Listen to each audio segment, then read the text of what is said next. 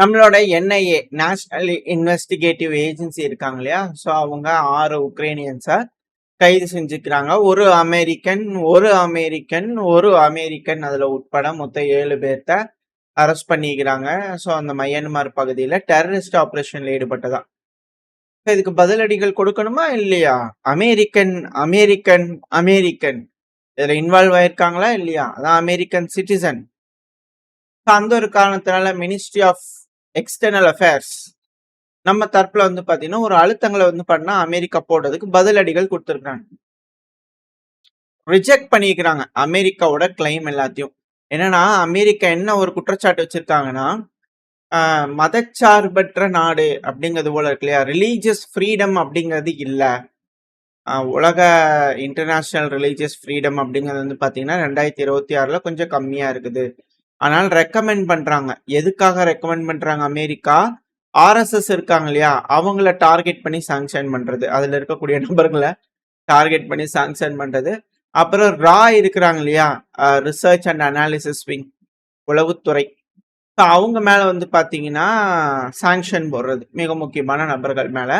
எதுக்காக அப்படின்னா religious ஃப்ரீடமை violate பண்ணுற காரணத்தினால அவங்க மேலாம் சாங்ஷன் போடலாம் அப்படிங்கிறது போல. இதுலேருந்து என்ன தெரியுது? எழுதி வச்சுக்கோங்க, அடுத்தது நம்ம தான் அப்படிங்கிற சொல்லியிருந்தேன் இல்லையா? ஸோ வந்திருக்கிறாங்க நம்ம சைடில் அப்படிங்க நம்ம தெளிவாக புரிஞ்சுக்கலாம். ஈரான் ஜெயிச்சுட்டாங்க அப்படின்னா வரமாட்டாங்களான்னு கேட்டால் இல்லை, வருவாங்க. அதாங்க தோத்த செருப்படி வாங்கிட்டு அடுத்து நம்மகிட்ட வருவாங்க. நம்ம கொஞ்சம் முக்கிய அடித்தோம்னா தான் அவங்க போவாங்க. அடிக்க வேண்டிய சூழ்நிலை வந்திருக்கு. ஏன்னா ரஷ்யா மல்டிபோலார் வேர்ல்டில் வந்து பார்த்தா ரிங்கில் நம்ம ஆல்ரெடி ஒரு எக்ஸாம்பிள் சொன்னோம். இந்த ரெஸ்லிங் மேனியா இருக்கும் இல்லையா, லைனாக எல்லாம் உள்ளே ஒடியான்ட்டே இருப்பாங்க. அதில் வந்து பண்ண ரிங்கில் கடைசியில் யார் நிற்கிறாங்களோ அவங்க தான் கடைசியில் 5 பேர் நிற்பாங்க இல்லையா. ஸோ அது போல் வந்து பார்த்தீங்கன்னா ரிங்குக்குள்ளே யாரெல்லாம் நிற்கிறாங்களோ அவங்களாம் வந்து பார்த்தீங்கன்னா சூப்பர் பவராக மாறுவாங்க. ரிங்கிலேருந்து வெளியே விழுந்தவங்களாம் போயிடுவாங்க. ஸோ அமெரிக்கா ஒரு சுப்ரீம் பவர் அப்படிங்கிறதுனால இப்போ சூப்பர் பவர்ஸ்க்கான பேட்டில் இருக்கு. அதெல்லாம் அமெரிக்கா நீ சூப்பர் பவரா இல்லையா அப்படிங்கிறத செக் பண்ணிக்கிட்டு இருக்காங்க. அதில் ஈரான் ப்ரூஃப் பண்ணிக்கிறாங்க அப்படிங்கிறது தான் இது கூடிய விஷயம். பார்ப்பேன் என்ன நடக்க போகுதுன்னு சொல்லிட்டு. ஏன்னா வர்த்தக பாதை, காசு, இது எல்லாம் வந்து பார்த்தீங்கன்னா ஒரு நாடுகளும் முதல்லயே சொன்ன ஒரு விஷயம் தான். இது எல்லாமே திரும்ப திரும்ப சொல்ற ஒரு விஷயம் தான். நம்மளுக்கு வந்து பார்த்தீங்கன்னா ஃபினான்ஷியல் ஃப்ரீடம் அப்படிங்கிறது தேவை. ஏன்னா நான் நார்மலாக உங்ககிட்ட சொல்கிறேன், இப்போ என்கிட்ட காசு இருக்குது, நான் சம்பாதிக்கிறேன், எனக்கு வந்து அடிக்கடி கடலை பருப்பி வாங்கி சாப்பிட்ற பழகம் இருக்குது. நான் ஒரு நாளைக்கு எத்தனை கடலை பருப்பி வாங்கி சாப்பிட்றேன்னு ஒருத்தன் உட்காந்து வேடிக்கை பாட்டே இருந்தான்னு வச்சுங்க, கணக்கு வச்சுட்டே இருந்தான்னு வச்சுங்க, நம்மளுக்கு காண்டாகுமா இல்லையா? ஒரு டைம் போய் நான் கடையில் வாங்கும்போது தான் அவன் இந்த கடையில் போய் இத்தனை கடலை பருப்பி வாங்கி தின்னுருக்கான் அப்படிங்கிறது போல கணக்கு பார்த்துட்டே இருந்தா காண்டாகுமா இல்லையா? ஸோ அதே போல தான். அது போல ஃபினான்ஷியல் ஃப்ரீடமுக்காக நாடுகள் யுத்தம் செஞ்சுக்கிட்டு இருக்காங்க. ரஷ்யா அதில் செக்யூர் பண்ணியிருக்காங்க. இப்போ அடுத்தது ஈரான் செக்யூர் பண்ணணும், அடுத்தது நம்ம செக்யூர் பண்ணணும், அப்புறம் பிரேசில் பண்ணணும், அப்புறம் சவுத் ஆப்பிரிக்கா பண்ணணும், அப்புறம் சைனா பண்ணணும். அப்படியே அப்பா இன்னும் லிஸ்ட் பெருசாக போயிட்டே இருக்கு. ஸோ பார்ப்போம் யாரெல்லாம் இதில் வந்து ஃபினான்ஷியல் ஃப்ரீடம் அடைய போகிறாங்க, யாரெல்லாம் அமெரிக்காவுக்கு தன் நாடை விற்க போகிறாங்க. அதாவது கோல்டு ரிசர்வ் காட்டுற ட்ரேட் அக்ரிமெண்ட்ல ஓகே தலைவரே அப்படிங்கிற யாரெல்லாம் சைன் போடுறாங்கன்றது வெயிட் பண்ணி பார்க்கலாம். இது நார்மலான ஒரு ஃபேக்ட். நடக்கக்கூடிய விஷயங்களை வச்சு பார்க்கும்போது புரியுது, எனக்கு இது மாதிரி தோணுது. மேபி இது தப்பா இருக்கலாம், சரியா இருக்கும்லாம் சொல்ல வரல, பட் பார்க்கும்போது இப்படி தோணுது எனக்கு. மேபி வெயிட் பண்ணி பார்ப்போம் என்ன நடக்க போகுதுன்னு சொல்லிட்டு. ஸோ இப்போ ஈரான் அமெரிக்கா இந்த யுத்தத்துல வந்து பாத்தீங்கன்னா அடுத்த மிக பெரும் சம்பவங்கள் சவுதி அரேபியாவில் நடக்க ஆரம்பிச்சிருக்கு. ஸோ எஃபிஎஸ் 117 ஏஎன் ரேடார் வந்து பாத்தீங்கன்னா அல் குஷ்மத் ஏர்போர்ட்ல வந்து பாத்தீங்கன்னா ஈரான் தாக்கிட்டாங்க. பிஃபோர் ஆஃப்டர் முன்னாடி இப்படி இருந்தது, இப்ப நாங்க அப்படி அடிச்சிட்டோம். துல்லிய தாக்குதல் வந்து பாத்தீங்கன்னா ஈரான் பண்ணியிருந்துக்கிறாங்க. இப்ப சவுதி அரேபியால அந்த ஏர்லி ரேடார் சிஸ்டம் வந்து பாத்தீங்கன்னா தூக்கி விட்டாங்க. நம்ம ஆல்ரெடி இது ஸ்டார்டிங்ல சொல்லியிருப்போம், சவுதி அரேபியா, குவைத்து, யுஏஇ இந்த மாதிரியான நாடுகள்ல வந்து பாத்தீங்கன்னா ஏர்லி வார்னிங் ரேடார் சிஸ்டம் இருக்கும் அப்படிங்கிறது போல.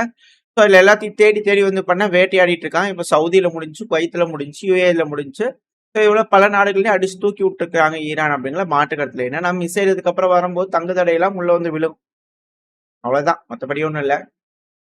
இதுல என்னன்னா ஏன் இப்போ சவுதி அரேபியா மேல தாக்குதல் வந்து பண்ண அதிகரிச்சிருக்கு? ஏன்னா ஈரானோட அசிமெட்ரிக் அட்ரிஷனல் வார்ஃபேருங்கிறது வந்து சவுதி அரேபியாவை நோக்கி ஷிஃப்ட் ஆயிருக்கு அப்படிங்கிற செய்திகள். ஏன்னா ரேட்டை கம்பேர் பண்ணும்போது யுஏஇ, பெஹ்ரைன், கத்தார் இவங்களெல்லாம் கம்பேர் பண்ணும்போது குவைத்தில் கொஞ்சம் ஸ்டேபிளைஸ்டான அட்டாக் தான் இருக்குது. ஆனால் இப்போ சவுதி அரேபியா மேலே கிங்டம் ஆஃப் சவுதி அரேபியா கேஎஸ்ன்னு சொல்லுவாங்க. ஸோ அவங்க மேலே வந்து பார்த்தீங்கன்னா தாக்குதல் நடக்கக்கூடிய விகிதம் அதிகரிச்சிருக்கு. எவ்ரி சிங்கிள் டே இன்க்ரீஸ் ஆயிருக்கு. அதுக்கான மேப்லாம் போட்டு காட்டுறாங்க, அந்த கிராஃப் எல்லாம் போட்டு காட்டுறாங்க. 98 ட்ரோன்கள் 16 மார்ச், 48% அதிகம். 13ஆம் தேதி மார்ச்ல 68 அந்த மாதிரி ட்ரோன்கள் வந்துச்சு. ஸோ இப்போ வந்து பார்த்தீங்கன்னா 98 ட்ரோன்கள். So 48% peak. ஸோ இன்க்ரீஸ் ஆயிருக்கு. அதுவும் கடந்த 16 நாள்ல நீங்க லிஸ்ட் எடுத்து பாருங்களேன். ஐஆர்சிஜி இருக்கிறாங்க இல்லையா, அவங்க எந்த அளவுக்கு ஈரானோட IRGC Iran revolutionary guard corp நீங்க சொல்லிட்டே இருக்கீங்க, எனக்கு மைண்ட்ல இது எப்படி ஃபிக்ஸ் ஆயிடுச்சு. எப்படி இந்த சிரியால வந்து பாத்தீங்கன்னா ஜொலானி அவர்கள் என் மைண்ட் விட்டு போக மாட்டேங்கிறாரு. அல் சாரா அவர்கள் பேர் வர மாட்டேங்குது. அதே போலதான் இப்போ மெயினான விஷயத்துக்கு வரும். இப்போ ஐஆர்ஜிசி வந்து பாத்தீங்கன்னா இந்த 16 நாள்ல வந்து மொத்தம் 3586 ஏரியல் த்ரெட்ஸ் வந்து பண்ணா கல்ஃப் கார்பரேஷன் இருப்பாங்க, இந்த கல்ஃப் நாடுகள். ஸோ அவங்க மேல ஏவி விட்டுருப்பாங்க. அதுல பர்டிகுலரா சவுதி அரேபியாவை குறி வச்சு தூக்கிட்டு இருக்கிறாங்க. ஏன்னா டோட்டலா இந்த மிசைல் கவுண்ட், ட்ரோன் கவுண்ட்ல 313 மிசைல்கள், 1606 ட்ரோன்கள் வந்து பாத்தீங்கன்னா யுஏஇ மேலேயே, அதாவது 16 நாள்ல 1606 ட்ரோன்களை ஏவி விட்டுருக்காங்க ஈரான்.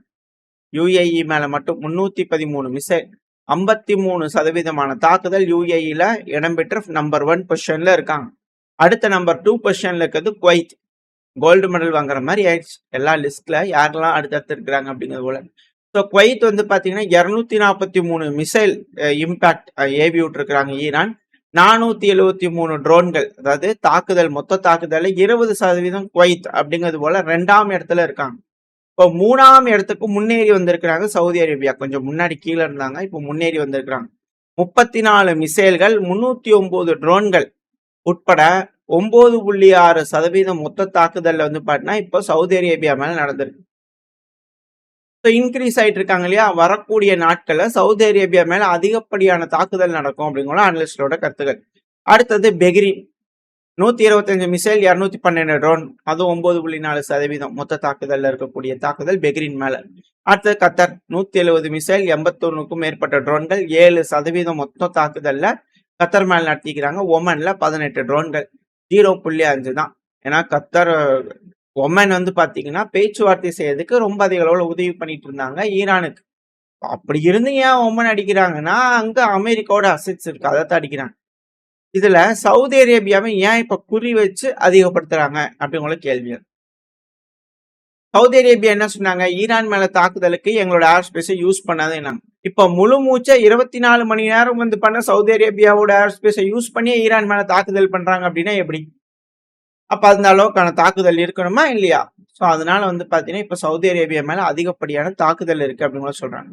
ஆல்ரெடி இங்க நெருப்பு பிடிச்சி எரிஞ்சுக்கிட்டு இருக்கு இந்த கல்ஃப் நாடுகளுக்கும் ஈரானுக்கு நடுவுல. இதுல மேலும் அப்படியே பெட்ரோல் எடுத்து ஊத்தலாமா, சீமெண்ணியை ஊத்தலாமா அப்படிங்கிறது போல எல்லா மீடியாக்கள் வந்து பண்ண பாத்துட்டு இருக்கிறாங்க. அதாவது கல்ஃப் நாடுகள்லாம் வந்து பாத்தீங்கன்னா ராய்டர்ஸ், பேர் சொல்ல முடியாது, நான் அதுக்கு முன்னாடி சொன்னதை நான் மியூட் பண்ணிடுறேன். ரை அப்படிங்கிறது போல ஆரம்பிக்கும் இல்லையா, டர்ஸ்.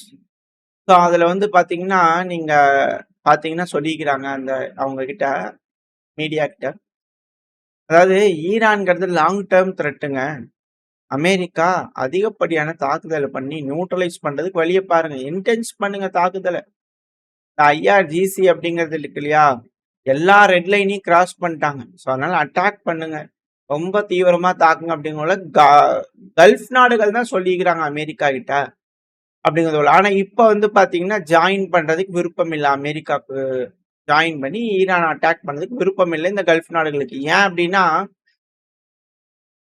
ஒருவேளை இவங்க போற கையில் எடுக்கிறாங்கன்னா இப்பெல்லாம் அமெரிக்காவோட அசெட்ஸ் மேலதான் அடிச்சுட்டு இருக்கிறாங்க. மக்கள் வாழக்கூடிய பகுதிகள், மக்களுக்கு தேவைப்படக்கூடிய விஷயங்கள், இந்த டீசாலினேஷன் பிளான்ட், எலக்ட்ரிக்கல் கிரிட்டு, ஏன்னா 200-300 ட்ரோன்கள்லாம் அனுப்புறாங்க அப்படிங்கும்போது அது சிக்கல் தான். ஸோ இது போல தாக்குதல்லாம் இன்க்ரீஸ் ஆகுது அப்படின்னா அங்க நாடுகளை ஸ்தம்பிச்சு போயிடும். ஏன்னா டெசர்ட் இல்லையா. இந்த ஒரு காரணத்தினால அந்த பிராந்தியம் வந்து பாத்தீங்கன்னா பயத்துல இருக்கிறாங்க அப்படிங்கிற செய்திகள். ஸோ இதுக்கப்புறம் சவுதி அரேபியா மேல அதிகப்படியான தாக்குதல் இருந்தாலும் சவுதி அரேபியா ரிட்டாலியேட் பண்ண மாட்டாங்க. இது கொஞ்ச நாளைக்கு இப்படித்தான் இருக்கும் அப்படிங்கலாம் சொல்றாங்க. ஏன்னா கல்ஃப் நாடுகள்லாம் உள்ள ஈரானுக்கு எகெயின்ஸ்டா இன்வால்வ் ஆக மாட்டாங்க. பட் ஆனா ஓரளவுக்கு பார்த்துட்டு கல்ஃப் நாடுகள்லாம் அமெரிக்காக்கு எகெயின்ஸ்டா திரும்பினாலும் ஆச்சரியப்படுறதுக்குலாம் இன்னும் சில நபர்கள் சொல்லிட்டு இருக்கிறாங்க. என்ன நடக்க போகுதுன்னு தெரியல. ஓரளவுக்கு வந்து பார்த்தீங்கன்னா, விஷயம் புரிஞ்சுக்க முடியுது. கல்ஃப் நாடுகள் வேடிக்கை பார்க்குறாங்க. அமெரிக்கா அடி வாங்குது. அமெரிக்காக்கு உதவுறதுக்கு எந்த நாடுகளும் வரதுக்கு தயாரா இல்ல. ட்ரம்ப் அவர்கள் வரியா இல்லையா அப்படிங்கிற மிரட்டிட்டு இருக்கிறாங்க. வரும் காலம் அமெரிக்காக்கு இக்கட்டான காலம். புதகுழியிலிருந்து தப்பிக்கிறதுக்கு ஏதாவது வழிய தேடிக்கிட்டு இருக்கிறாங்க. ஈரான்ங்கிறது தான் புதகுழின்னு சொல்லியிருந்தோம் இல்லையா? ஸோ இந்த புதகுழியிலிருந்து அமெரிக்கா தப்பிக்க போறாங்களா? இல்ல அவ்வளோதான் இங்கேயே சமாதி கட்ட போறாங்களான்றத வெயிட் பண்ணி பார்த்தரலாம். ஓரளவுக்கான தகவல்கள் இந்த பதிவுல பார்த்திருப்போம். இந்த பதிவு எப்படி இருந்துச்சு? உங்களுக்கு பயனுள்ளதா இருந்துச்சுன்னா, உங்க ஃப்ரெண்ட்ஸ் அண்ட் ஃபேமிலிக்கு ஷேர் பண்ணிட்டு, உங்களோட கருத்துக்கள கமெண்ட் செக்ஷன்ல சொல்லிட்டு, நம்ம சேனல் இன்னும் சப்ஸ்கிரைப் பண்ணலாம் மறக்காம சப்ஸ்கிரைப் பண்ணிக்கோங்க. அப்பதான் நம்ம போடக்கூடிய வீடியோக்கள வச்சு யூடியூப் 4 பேத்துக்கு ப்ரமோட் பண்ணும்.